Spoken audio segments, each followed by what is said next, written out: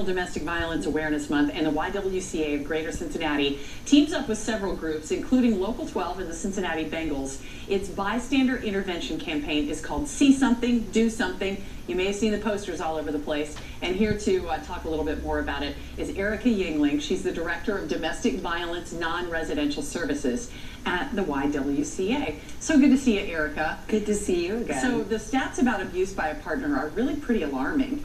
They are very high. 1 in 3 women will experience a form of domestic violence in their lives, and 1 in 5 men.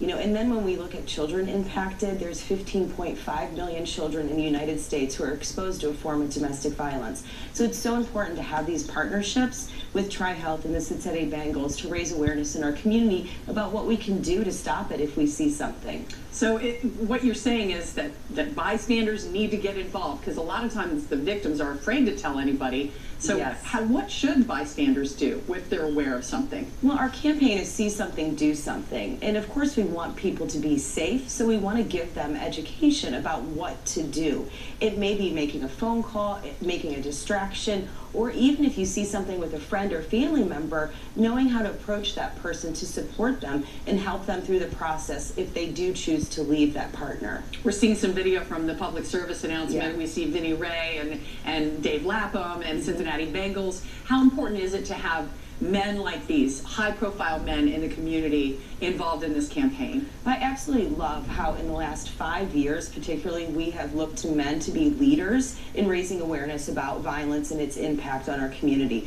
This is such an important campaign because people look up to our sports teams, in particular in Cincinnati, the Bengals, and they can send a good message to young boys, to young men, about what it means to have a healthy relationship and then what we can do if we do see something. Do you think that, with the Me Too movement in the last year or so, it seems to me that men are trying to be more vocal about this. Like, a lot of men really want to be out there a little bit more on these issues. Do you find that? Yes, absolutely. Without them, this will never change. We need them side by side, raising awareness around gender-based violence. So when someone does come to you, a woman, who is in an abusive situation, or a man, what does the YWCA do at that point? Well, I think that's a good point. I want to kind of shatter the myth. We do serve men. And the statistics are telling us that 1 in 7 men will experience a form of violence. So our emergency shelter provides emergency housing for women, children, and men. And really in the last couple of years, we've seen an increase in the men who are coming into our emergency shelter service.